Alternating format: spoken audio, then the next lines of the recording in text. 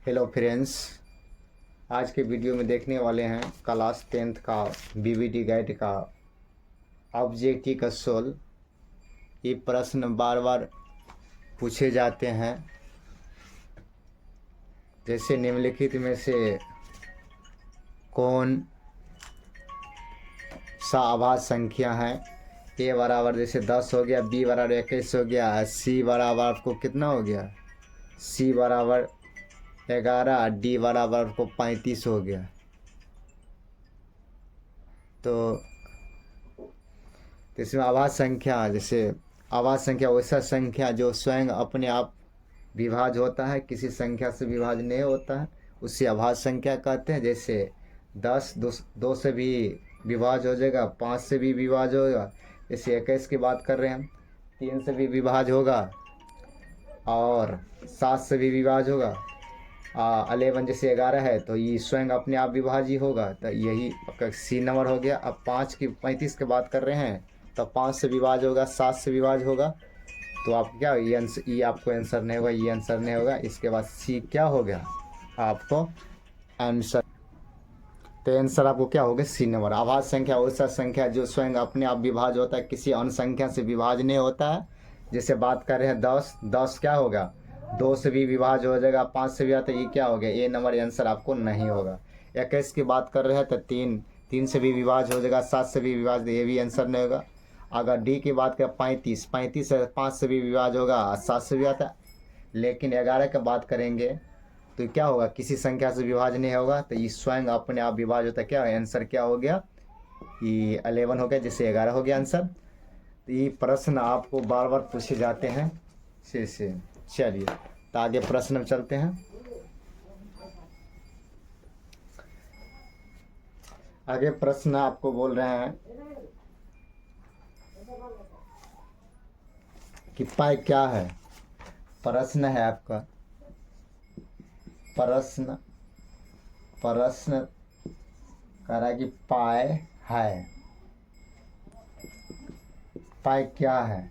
तो पाई क्या है, तो ऑप्शन में दिया गया है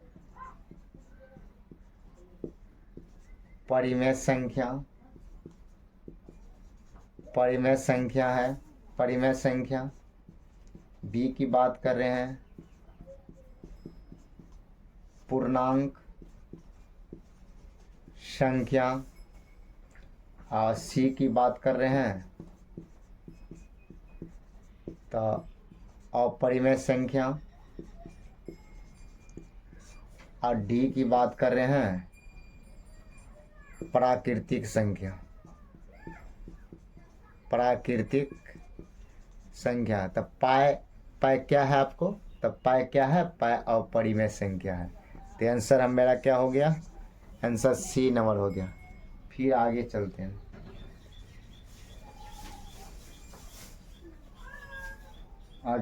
आगे प्रश्न, जैसे क्वेश्चन नंबर 3 की बात कर रहे हैं। प्रश्न करा √7 1, तो √7 क्या है, √7 1 क्या है, ये तो √7 का वर्गमूल नहीं निकलेगा, तो ये क्या हो गया आपका परिमेय संख्या है। तो ऑप्शन में दिया गया है परिमेय संख्या, ये हो कि क्या हो गया परिमेय संख्या, परिमेय संख्या है।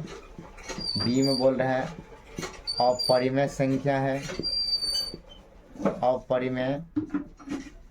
अपरिमेय संख्या है। सी बता रहे हैं पूर्णांक है, और डी में बोल रहा है इनमें से कोई नहीं, इनमें से कोई नहीं। तो √7 क्या होगा, √7 एक क्या हो गया और परिमेय संख्या। ये आंसर क्या हो गया आपको, ये बी ना। चलिए, अगर इसी भी सवाल पूछ देगा कि √5 क्या है, तो वो भी अपरिमेय संख्या। वही प्रश्न पर 2 + √3, ये भी क्या हो गया आपका अपरिमेय संख्या होगा, जिसका वर्गमूल नहीं, जैसे 3 का वर्गमूल नहीं निकलेगा। तो ये क्या हो गया, अपरिमेय संख्या हो। चलिए आगे क्वेश्चन देखते हैं। आगे प्रश्न है क्वेश्चन नंबर 4 की बात कर रहे हैं। क्वेश्चन नंबर 4, यदि यन एक प्राकृतिक संख्या, प्रश्न कर रहा है यदि यन एक प्राकृतिक संख्या है, यन एक प्राकृतिक संख्या है, यन एक प्राकृतिक संख्या है, तब रूट यन है। तो रूट यन है। यन एक प्राकृतिक संख्या हम पढ़े हैं। प्राकृतिक संख्या गिनती संख्या क्या कहते हैं, प्राकृतिक संख्या कहते हैं। गिनती संख्या क्या कहते हैं, प्राकृतिक संख्या कहते हैं। तो ऑप्शन में यहाँ पे दिया गया है, ऑप्शन में बात करते हैं। हमेशा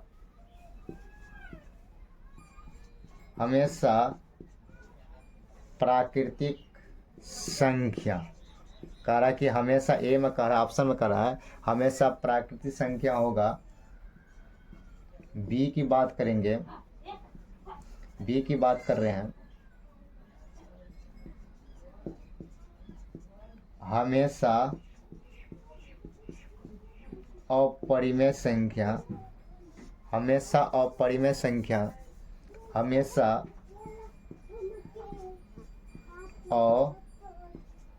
अपरिमेय संख्या। सी की बात कर रहे हैं हम, हमेशा परिमेय संख्या। डी की बात कर रहे हैं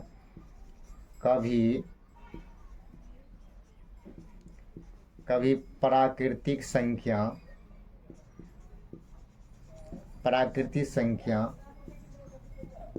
और कभी अपरिमेय संख्या। तो प्रश्न कर, यदि यन एक प्राकृतिक संख्या है तब यन रूट यदि यन एक प्राकृतिक संख्या है तब रूट यन है। हमेशा प्राकृतिक संख्या होगा, हमेशा अपरिमेय संख्या होगा, हमेशा परिमेय संख्या, कभी प्राकृतिक संख्या और कभी अपरिमेय संख्या होगी। तो आगे वीडियो में देख रहे हैं, जैसे सवाल इस प्रश्न का प्राकृतिक संख्या के बारे में हम पढ़े हैं कि यन वाला प्राकृतिक संख्या जैसे क्या हो गया, 1 2 3 4 5 7 डॉट कर रहे हैं। यहाँ पर रूट दिया गया, तो जैसे 1 पर रूट करेंगे तो इसका वर्गमूल क्या निकलेगा 1। जैसे रूट 2 पर करेंगे, रूट चढ़ाएंगे तो क्या होगा, इसका रूट ही रहेगा। जैसे 3 पर क्या करेंगे, 3 पर रूट चढ़ाते हैं तो इसका वर्गमूल नहीं रहेगा, तो यही सेम ही रहेगा। 4 के वो रूट करेंगे तो इसका वर्गमूल कितना हो गया, 2 हो गया। 4 यहाँ देख लेते हैं, जैसे रूट 4 का वर्गमूल करेंगे तो क्या हो गया आपको 2। तो हम देख रहे हैं कि क्या होगा, 1 का वर्गमूल तो निकल जाता है 1, और जैसे 2 का वर्गमूल करते हैं तो रूट में रहता है, 3 का वर्गमूल कर 3 रहता है, रूट 3 रहता है। जैसे 4 का वर्गमूल करते हैं उसका क्या हो रहा है 2। तो हम देख रहे हैं 1 जैसे निकल रहा है, रूट 2 निकल रहा है, रूट 3 निकल रहा है, इसके बाद रूट 3 निकला, इसके बाद 2 निकल रहा है। तो हम देख रहे हैं कि क्या हो रहा है, तो प्राकृतिक संख्या भी निकल रहा है। 1 क्या हो गया, प्राकृतिक संख्या हो गया, और 2 क्या होगा, प्राकृतिक संख्या। और ये जैसे रूट 2 और रूट 3 क्या हो गया, तो रूट 2 और रूट 3 ये क्या हो गया आपको, तो अपरिमेय होता। ऑप्शन नंबर क्या होगा, तो प्राकृतिक संख्या। तो इसमें तो जब इसको हम सोल्व करते हैं, इसको जब सोल्व कर रहे हैं तो सोल्व करते हैं तो इसमें क्या होता है, प्राकृतिक संख्या निकलता है और अपरिमेय संख्या निकलता है। तो इसका ऑप्शन क्या होगा, तो कभी प्राकृतिक संख्या होगा और कभी अपरिमेय संख्या। तो आंसर मेरा हम क्या निकल रहा है, आंसर डी।